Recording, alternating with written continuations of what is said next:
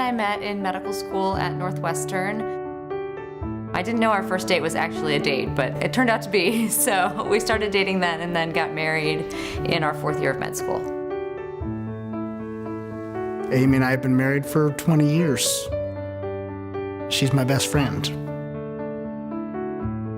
I met Dave and Amy when I was on the staff at Hopkins and they were in the residency programs. But I really met Dave down here when he was the head of Duke's lung transplant program. He always had the patient and Duke's best interest at heart. Now I am the president of Duke Raleigh Hospital. I do try my best every single day to treat people with compassion, concern, caring. Dr. Zaas is a leader who never says never. He's a very competitive person. He's always finding ways to do things better.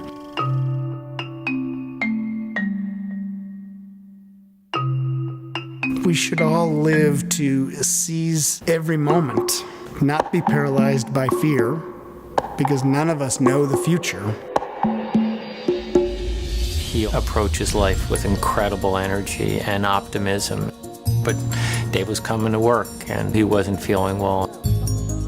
Dave and I ran into each other coming from the parking ramp. He was experiencing shortness of breath and weakness. Thought I had the flu, lots of sweats at night, a little bit of a skin rash, started to get fevers, started to get chills. I ordered a chest x-ray and lab work, including a CBC.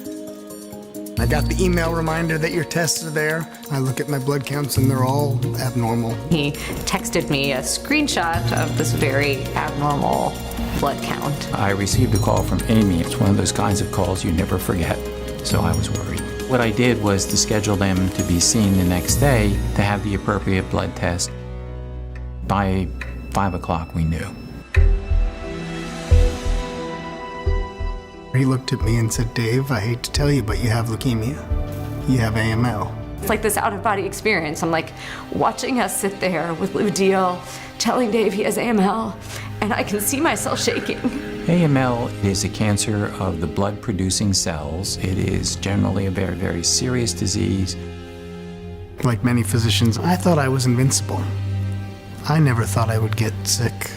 I was scared. All we were talking about was, what are we gonna tell our kids? How do you tell an 11-year-old and a 13-year-old that dad has cancer?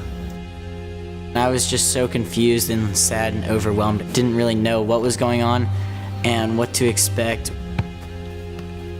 I just thought he's the strongest person I know. He's a Zaas. He's got this. We went to Duke Hospital, where I got admitted to the 9th floor to get started on my treatments. We had to figure out what genetic mutations I had. The hospital at night is a lonely place. It's quiet. Your mind thinks about all the things that you don't want to think about. For me, it was therapeutic to talk about it, to write about it, to share it.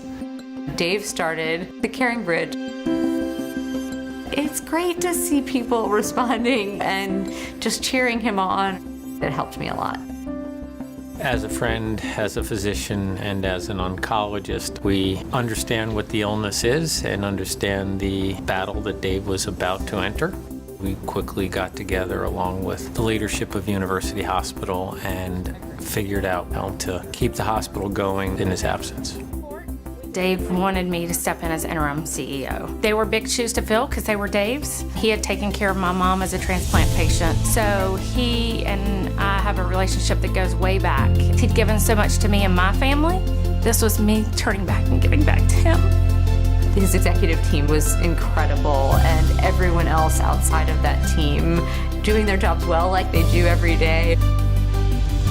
As a physician, I was used to controlling things. As a patient, I had no control. I knew I couldn't control whether I lived or died. I remember looking at Amy and I said I didn't want to be the doctor.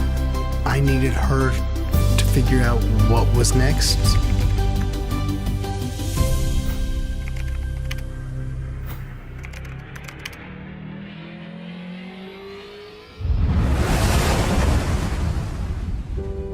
I knew that the initial treatment was going to be a week of chemotherapy and at least 30 days in the hospital. They were scary days to know that you have no immune system and that any infection can get you so sick at that time. It wasn't just the Duke Health System family coming together to support Dave. It was the community that came together. We all wore our Kick Leukemia Zaas shirt. Knowing that Dave lost his hair through chemotherapy, a bunch of us all shaved our heads together and raised money for St. Baldrick's, a cancer fundraiser.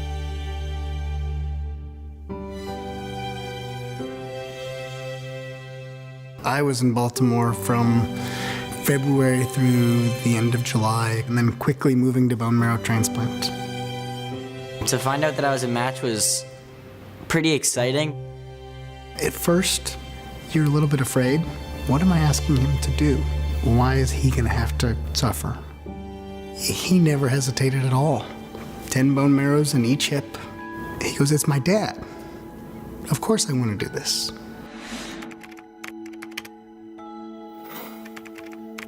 After the bone marrow transplant, you just kind of wait and you're thinking, we have no control. Are these cells going to find their home in Dave's bones?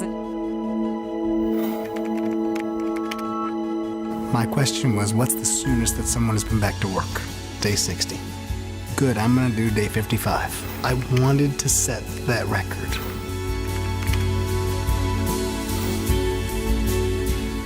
They had shown commitment to me and my family.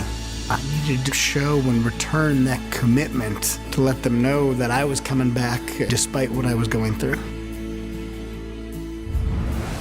In August, Jake had to fly back to Baltimore. He donated 2 units of blood and gave it directly to me so that the white cells of Jake's immune system would recognize the rest of my body as foreign and attack any residual leukemia.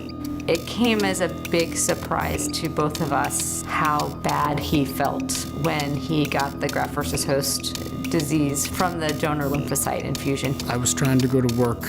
I couldn't eat. I couldn't think normally. My balance was off. It attacked all of me. Those donor cells attack the skin, the eyes, the liver, the GI tract. There were days that I knew he could barely put one foot in front of the other. There were many days that I went and got my car and we went to Macon Pond. We would bring him in the back door and get him into one of our infusion rooms. My first instinct was to be passive and ask him what it is that he needed. And quickly I realized that that's not the approach that was going to work with Dr. Zaas. I knew that I needed to take a stronger stance. Dr. Zaas, you need some fluids, we need to check your labs, we need to talk about medications. My Duke Raleigh team took care of me during really the hardest point of my whole journey. You can tell who has real compassion. I don't think I ever realized it. We often talk about tactics, about what to say. After being a patient, spending a few months in the hospital, more than what you say, it's how you say it. We have the privilege and honor of caring for patients and their families. I think we owe it to them to make that connection, to develop that relationship, and to open ourselves up. I think that's what patients need.